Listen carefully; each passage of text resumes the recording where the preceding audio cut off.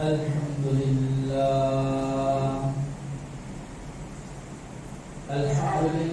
نحمده ونستعينه ونستغفره ونؤمن به ونتوكل عليه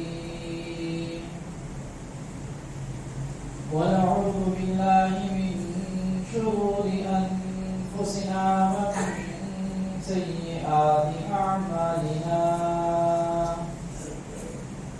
من يهده الله فلا مضل له ومن يضلله فلا هادي له ونشهد أن لا إله إلا الله وحده لا شريك له ونشهد أن سيدنا وسندنا ومولانا محمدا عبده ورسوله صلى الله تبارك وتعالى عليه وعلى آله وأصحابه وبارك وسلم تسليما كثيرا أما بعد فأعوذ بالله من الشيطان الرجيم بسم الله الرحمن الرحيم لقد كان لكم في رسول الله أسوة حسنة آمنت بالله صدق الله مولانا العظيم وبلغنا رسوله النبي الكريم ونحن على ذلك لمن الشاهدين والشاكرين والحمد لله رب العالمين. تمام تعریفیں رب کائنات کے لیے جس نے اس کا خانہ عالم کو نور بخشا.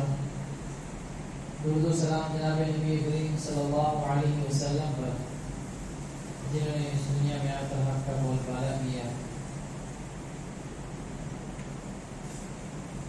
حضرت جابر بن عبداللہ رضی اللہ تعالی عنہ یہ حضور اکرم صلی اللہ علیہ وسلم کے مخصوص صحابہ میں سے انصاری صحابی ہیں اور مدینہ منورہ کے رہنے والے ہیں.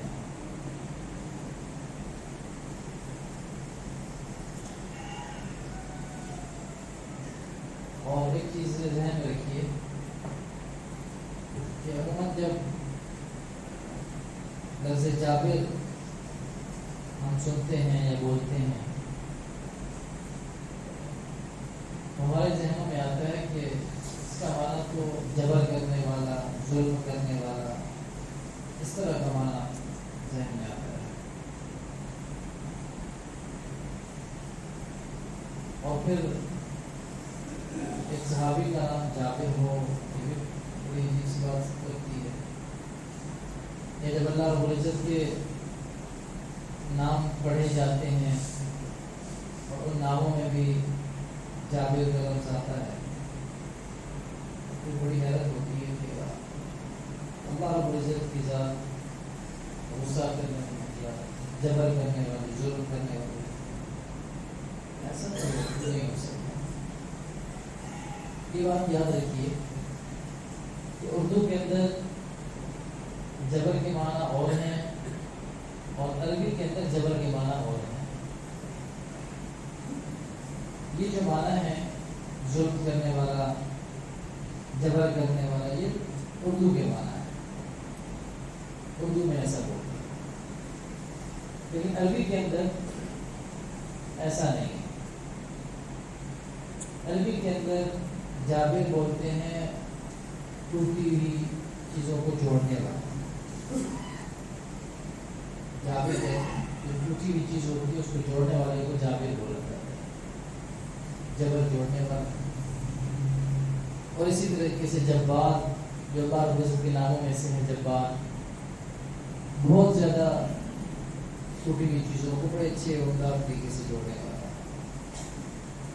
اس لیے ذہن کے اندر یہ بات نہ آئے کہ جو جابر لفظ ہے یہ اردو والا ہے، یہ اردو والا نہیں، یہ عربی والا ہے.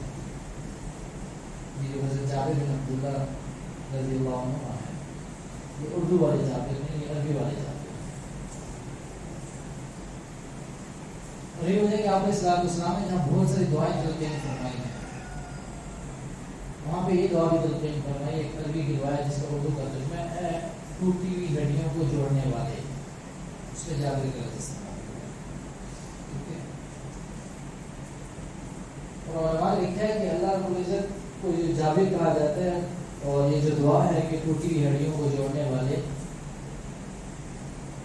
یہ بالکل اس طور پہ درست بیٹھتا ہے کہ اگر ہڈی ٹوٹ جائے کسی کی تو کوئی دوائی، کوئی لوشن، کوئی معجون، کوئی گولی، کوئی چیز، کوئی کریم نہیں کام آتی. دنیا کے اندر سے علاج نہیں ہے. کوئی ٹوٹی ہوئی ہڈی ہو، اس کے اوپر کچھ لگا دیا جائے، کوئی دوائی کاٹ جائے، کوئی ہو جائے. ہاں، انسان کے اختیار میں اتنا ہے کہ اس کو صحیح رخ کے اوپر اور صحیح جگہ کے اوپر، صحیح پوزیشن کے اوپر اس کو رکھ دے. باقی جوڑنے کے لیے کوئی دوائی نہیں ہے کہ انسان یہ کہ دوائی کھاؤں گا اور ہڈی میری جڑ جائے گی، ایسا نہیں ہے. کوئی معجون ہے، کوئی لوشن ہے، کوئی کریم ہے لگاؤں گا اور ہڈی جڑ جائے گی، ایسا نہیں ہے. ہاں، انسان پوزیشن پہ اچھی ٹھیک کر کے رکھ دیتا ہے. اب وہ پھر اللہ رب العزت اپنے قدرت سے اس کو کیسے جوڑتے ہیں، یہ اللہ رب العزت جانتے ہیں. یہ اللہ رب العزت جوڑتے ہیں. اس لیے بھی اللہ رب العزت کی جو صفات ہیں ان کے اندر جبار کا ہے کہ ٹوٹی ہوئی چیزوں کو بڑے اچھے طریقے سے جوڑ رہے ہیں. اسی طریقے سے پہاڑ کا لفظ ہے. اردو کے اندر پہاڑ بہت زیادہ غصہ کرنے والا، قہر کرنے والا، دوسروں کو تکلیف پہنچانے والا. اردو کے اندر تو پہاڑ اسی کو بولا جاتا ہے کہ یہ قہر کر رہا ہے، بڑا غصے والا ہے، دوسروں کو تکلیف پہنچا رہا ہے، اس کو پہاڑ کہتے ہیں اردو کے اندر. اب یہ نام بھی اللہ کے ناموں میں سے ہے. اب اللہ رب العزت تو شان ایسی نہیں ہے انسان یہ کہ اللہ رب العزت جو ہے نا وہ تکلیف پہنچانے والے ایسی بات تو نہیں کر سکتے. تو یہاں پہ بھی اردو کے اندر پہاڑ اور معنی میں ہے، عربی کے اندر پہاڑ اور معنی میں. اس لیے جب یہ کہا جاتا ہے کہ قرآن کو سیکھیں، یہ کہا جاتا ہے کہ علماء کی نگرانی میں سیکھیں. قرآن کی تفسیر کو پڑھیں لیکن علماء کی نگرانی میں پڑھیں. اسی وجہ سے کہا جاتا ہے کہ بعض اوقات ہم دھوکہ کہا جاتا ہے کہ یہ تو اردو میں بھی ایسا ہی ہے تو عربی میں بھی ایسا ہی ہوگا. اس میں فرق ہوتا ہے. یہ مطالبہ غلط نہیں ہوتا کہ قرآن کو سیکھیں یا قرآن کو جب پڑھیں، اس کی تفسیر کو پڑھیں تو آپ ضرور پڑھیں. کوئی یہ نہیں ہے کہ آپ نہ پڑھیں، لیکن پڑھنے کے ساتھ ساتھ کسی عالم کی نگرانی کے اندر پڑھیں. اب یہ اردو کے اندر تو یہ معنی ہے غصہ کرنے والا، ٹھیک ہے، قہر کرنے والا، تکلیف پہنچانے والا. لیکن عربی کے اندر یہ نہیں ہے. عربی کے اندر اس کا معنی ہے غالب آنے والا. کہا جب بولا جاتا ہے اس کا مطلب ہے غالب آنے والا. تو اللہ رب العزت کی ذات تو ہر ایک چیز کے اوپر غالب ہے، بالکل ٹھیک ہے. اور ایک اور بات یاد رکھیں، علماء نے لکھا ہے کہ اللہ رب العزت کے جو 99 نام ہم ذکر کرتے ہیں، جن 99 نام ہے اللہ رب العزت کے، اس کے اندر کوئی نام ایسا نہیں ہے جو غصے کے اوپر دلالت کرتا ہو. کوئی نام ایسا نہیں. اور یہی وجہ ہے کہ اللہ رب العزت سراپا رحمت ہی رحمت ہے. وہ رحیم ہیں، وہ کریم ہیں، وہ رحمان ہیں. ربوبیت کے اوپر نام دلالت کرتے ہیں. اللہ کی جو صفاتی نام ہے ربوبیت کے اوپر دلالت کرتے ہیں، ٹھیک ہے، اور رحم کے اوپر دلالت کرتے ہیں. صراحتاً غصے کے اوپر یا اس طرح کے معنی کے اندر اگر آپ لینا چاہیں تو صراحتاً ایسا کوئی لفظ نہیں ہے جو استعمال ہوا ہو، یا کوئی نام ایسا نہیں ہے. ہاں، جب انسان حد سے گزر جاتا ہے، جو حدود و قیود اللہ رب العزت نے قائم کی ہوئی ہیں، جب حد سے گزر جاتا ہے تو معاملہ تھوڑا سا سخت ہوتا ہے، جو قرآن کے اندر مختلف جگہوں کے اوپر اس کا ذکر ہے، تو یہ اس وقت ہے۔ لیکن صراحتاً کوئی اللہ رب العزت کا نام وہ ظلم کے اوپر نعوذ باللہ یا سختی کے اوپر دلالت کرتا ہو تو ایسا نہیں ہے۔ اس لیے علماء فرماتے ہیں کہ اللہ کی جو ذات ہے وہ انسان سے 70 ماؤں سے زیادہ پیار کرنے والا۔ اب دیکھیں اللہ رب العزت نے انسان کو صرف رحمت ہی رحمت، اللہ رب العزت نے انسان کو بنایا خالصتاً اپنی عبادت کے لیے، وما خلقت الجن والانس الا ليعبدون، خالصتاً صرف اور صرف اللہ کی عبادت کرنے کا انسان، دنیا میں آنے کا کوئی اور مقصد نہیں ہے، ٹھیک ہے، کوئی اور مقصد نہیں ہے دنیا کے اندر آنے کا، اور اللہ رب العزت نے ہمیں بنایا ہے۔ اب اگر اللہ رب العزت کی طرف سے یہ مطالبہ ہوتا کہ 24 گھنٹے تم نے صرف میری عبادت کرنی ہے، اس کے علاوہ کوئی اور کام نہیں کرنا، اگر یہ مطالبہ اللہ کی طرف سے ہو جاتا کوئی اور کام نہیں کرنا، صرف میری عبادت کرنی ہے، 24 گھنٹے ہی کام ہے تمہارا، تو تب یہ ظلم نہ ہوگا۔ اور پھر اتنی رحمت، اتنا کرم، اتنا فضل کہ بھئی دن کے 24 گھنٹوں میں 5 نمازیں پڑھ لو، اور جو ہم نے کہا وہ کر لو، اس کے بعد جو مرضی کرو، کوئی پابندی نہیں، اپنا کماؤ، کھیتی باڑی کرو، کاروبار کرو، یہ جتنا مرضی پیسہ کماؤ، جتنی مرضی موج مارو، جس کے ساتھ رہو، جہاں گھومو پھرو، کوئی پابندی نہیں۔ جن چیزوں سے منع کیا نا اللہ نے وہ بڑی تھوڑی سی ہیں، بہت تھوڑی سی ہیں جن سے منع کیا ہے، اور بے تحاشا ہیں جن سے نہیں روکا اللہ نے، وہ ان گنت ہیں، کوئی تعداد متعین نہیں ہے ان کی، لیکن جن سے منع کیا ان کی تعداد متعین ہے، اور اس کے بعد جن سے منع کیا ان سے رک جاؤ، اور باقی پھر جو مرضی کرتے رہو، کوئی پابندی نہیں۔ بھی اللہ کا انسان کے ساتھ کتنا فضل اور کرم کا معاملہ ہے، اور پھر جتنا پیسہ کمایا، جو کیا، اگر دیکھا جائے تو سب کا تو اللہ کا ہے۔ اگر ایک انسان نے کوئی غلام رکھا ہوا ہے، جو پہلے دور کے غلاموں کے، انہوں نے جتنی کمائی کرنی تھی وہ ساری کی ساری آقا کی، جتنی غلام کمائی کرے گا وہ ساری آقا کی ہوگی، آقا اپنی مرضی سے اس کو دے گا کہ ہاں یہ تمہارے ہیں، یہ یہاں پہ لگانے نہیں لگانے دیتا ہے، نہیں دیتا اس کی مرضی۔ اب اللہ رب العزت کے ہمارے ساتھ کیا، ہم بھی اللہ کے بندے ہی ہیں، ہم بھی غلام ہی ہیں اللہ۔ اللہ نے کہا جتنا کماتے ہو کماؤ تمہاری مرضی، بس سال بعد 2.5% نکال دیا کرو، اس سے زیادہ کا مطالبہ میں نہیں کرتا۔ اور پھر یہ نہیں کہا کہ نکال دیا تو بات ختم ہوگی، جب نکالو گے تو پھر میں تمہیں بہت زیادہ اس کے بدلے میں عطا کروں گا، یہ نہیں کہ نکال دیا بس ختم ہوگی بات، جب نکالو گے تو پھر دوں گا بھی بہت زیادہ۔ لیکن کیسا زبردست معاملہ ہے اللہ کے ساتھ انسان کا، لیکن کبھی غور کریں، تنہائی کے اندر بیٹھ کر سوچیں کہ اللہ کتنا کریم ہے، اللہ کتنا رحیم ہے، اور اس نے اپنے بندے کے ساتھ کیسا پیار والا معاملہ رکھا ہوا ہے۔ لیکن ہمیں کیونکہ ہم اس وقت نفس کے غلام بن چکے ہیں، اللہ کی غلامی سے نکل چکے ہیں، نفس کے غلام ہیں، اور نفس کی غلامی میں نفس ہمیں جس طرف چلاتا ہے ہم چلتے ہیں۔ ہم کوئی غلام ہے بھی ہیں غلام، ہم تو نفس کے غلام ہیں۔ اصل تو ہونا یہ چاہیے تھا اللہ کے غلام ہوتے، جو اللہ نے کہہ دیا بس وہ بات ختم۔ ہم اپنے نفس کو اللہ کی غلامی میں لے آئیں تو پھر ہم نفس کے بھی بادشاہ ہو جائیں۔ سب سے بڑا مسئلہ یہ بنا ہوا ہے کہ نفس کی غلامی سے نکل نہیں پا رہے۔ تو بہرحال یہ بات دوسری طرف نکل گئی۔ حضرت جابر بن عبداللہ رضی اللہ عنہ وہ ان کی بات چل رہی تھی کہ وہ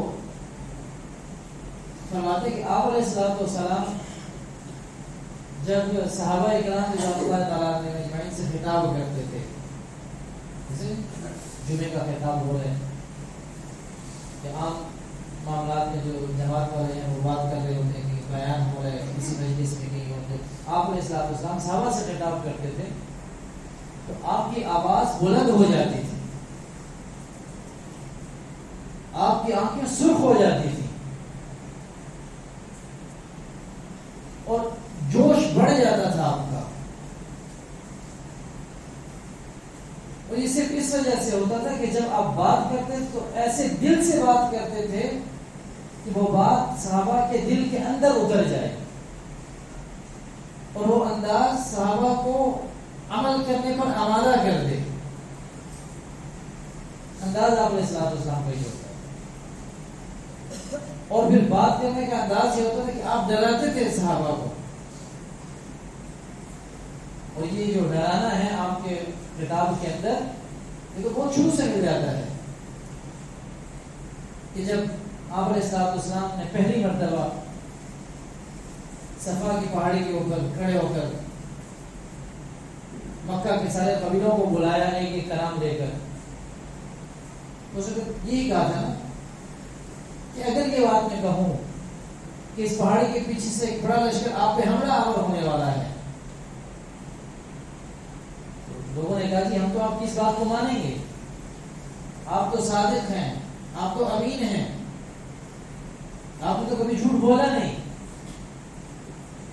تو یہ جو ڈرانے کا معاملہ ہے کہ لشکر آ رہا ہے جو تمہیں روم کے رکھ دے گا، تمہارے اوپر حملہ آور ہو جائے گا، یہ عرب کے اندر اس وقت یہ بڑی مانوس بات تھی اور ایسا چلتا تھا کیونکہ عرب کے یہاں لڑائیاں بہت زیادہ ہوتی تھی. ایک قبیلہ دوسرے سے لڑ رہا ہے، دوسرا تیسرے سے لڑ رہا ہے، تیسرا چوتھے سے لڑ رہا ہے، ایک لڑائی کا ماحول ہر وقت ہوتا تھا. اور جب کوئی بندہ آتا تھا آ کر کسی کو بتاتا تھا کہ فلاں قبیلہ تمہارے خلاف تیاری کر رہا ہے، تمہارے اوپر حملہ کرے گا وہ، تو یہ اس بندے کو بڑا ہمدرد سمجھا جاتا تھا، بھی ہمارا بڑا ہمدرد ہے، اس نے بتا دیا، اور یہ بھی فوراً تیاری شروع. لڑائیاں بہت زیادہ ہوتی تھی تو آپ علیہ السلام بھی یہ طریقے اختیار کرتے تھے. کبھی کہتے کہ میں تمہیں بتاؤں کہ ایک لشکر آنے والا ہے جو تمہارے حملہ آور ہو جائے گا، لوگ متوجہ ہوتے تھے، بہت اہم بات کی بات ہونے والی. اور پھر کہ بھئی اب میں تمہیں یہ دعوت دے رہا ہوں جو صفا پہاڑی کے اوپر آپ اسلام انہوں نے کہا آپ تو سچے ہیں، آپ تو امین ہیں. تو آپ نے اسلام نے فرمایا کہ پھر میں تمہیں یہ بات کہہ رہا ہوں کہ اللہ کی وحدانیت کو قبول کر لو، ورنہ ایک بہت بڑا عذاب اللہ کا وہ تمہارا انتظار کر رہا ہے. اللہ رب العزت کے پاس تمہارا انتظار کر رہا ہے، اس بات کو مان لو. تو یہ طریقہ جناب نبی کریم صلی اللہ علیہ وسلم کا اپنی گفتگو میں ہوتا ہے. یہ ایک انداز بتا رہے ہیں جابر بن عبداللہ رضی اللہ عنہ کہ آپ کا انداز کیا ہوتا تھا کہ جب بات کرتے ہیں تو آواز اونچی ہو جاتی ہے اور جوش سے آنکھیں سرخ ہو جاتی ہیں اور جذبہ آپ کا بات کرنے کا بہت زیادہ بڑھ جاتا تھا کہ وہ بات بہت زیادہ دل سے ہوتی تھی. یہ انداز کا بھی ہوتا ہے انسان کا کہ جب بات انسان دل سے کر رہا ہو، ایک درد رکھ کے کر رہا ہو، دوسروں کی ہمدردی کے لیے کر رہا ہو. اور پھر بعض اوقات آپ علیہ السلام کیا فرماتے صحابہ سے خطاب کرتے ہوئے کہ یہ دیکھو جیسے ہی دو انگلیاں ساتھ ساتھ ہیں ایسے میں اور قیامت ہیں، اپنی زندگی کے معاملات جتنے ہیں ان کو جوڑا دو، اللہ کی اطاعت کے اندر آ جاؤ، اللہ کی فرما برداری کے اندر آ جاؤ، ہم تو ساتھ ساتھ ہیں. اتنا قریب کہ ایک انگلی دوسری انگلی کے بالکل قریب وہ یہ ملی ہوئی ہے. انسان کے لوگوں کے ذہن میں یہ بات تو آتی ہے کہ 1400 سال آپ علیہ السلام کو ایسے ہو گئے، گزرے ہوئے 1400 سال گزر گئے آپ کے، اور پھر یہ کیسے قریب ہے. تو یہ ایک بات یاد رکھیے کہ دنیا کو بنے ہوئے کئی ہزار سال ہو گئے. اگر دیکھا جائے بحیثیت مجموعی دیکھا جائے تو دنیا کے بنے ہوئے کئی ہزار سال ہو گئے، اس میں 1000 2000 سالوں کی کوئی اہمیت اور حیثیت نہیں ہے. اور دوسری بات کہ جب بھی اس سے پہلے آپ علیہ السلام سے پہلے جو انبیاء تشریف لائے دنیا کے اندر، وہ اپنی قوم کو جب قیامت کے بارے میں بتاتے تھے تو ساتھ یہ بات بھی کہتے تھے کہ ایک آخری نبی آنے والا ہے، ایک آخری نبی آئے گا اور اس کے آنے کے بعد قیامت آئے گی. تو آپ علیہ الصلوۃ والسلام کا اس دنیا کے اندر آ جانا ہی یہ قیامت کی بڑی علامات میں سے ایک علامت ہے، کیونکہ اس سے پہلے تو ہو ہی نہیں سکتا تھا کہ قیامت آئے گی۔ جب پہلے انبیاء بتایا کرتے تھے اپنے قوم والوں کو کہ یہ قیامت آئے گی، تو اس کے اندر ایک نشانی یہ ہوتی تھی کہ آخری ایک نبی آئے گا جس کے بعد کوئی نبی نہیں ہوگا، تو آخری امت ہوگی کہ اس کے بعد کوئی امت نہیں ہے، تب جا کے قیامت آئے گی، اس سے پہلے نہیں آ سکتی۔ تو یہ جو بڑی نشانی جو انبیاء بتایا کرتے تھے وہ نشانی تو پوری ہو گئی ہے، اس کا مطلب ہے کہ قیامت قریب ہے، وہ جو بڑی نشانی تھی وہ پوری ہو گئی۔ اور پھر تیسری بات یہ ہے کہ ہر ایک آدمی کی قیامت اس وقت شروع ہو جاتی ہے جب اس کی موت ہو جاتی ہے، اس کی قیامت تو شروع ہو گئی۔ جب جس کی موت آئی اس کی قیامت شروع، اس کے حساب کتاب شروع، آخرت کے معاملات شروع ہو گئے اس کے، اور جب جس کے آخرت کے معاملات شروع اس کے تو وہی قیامت ہے۔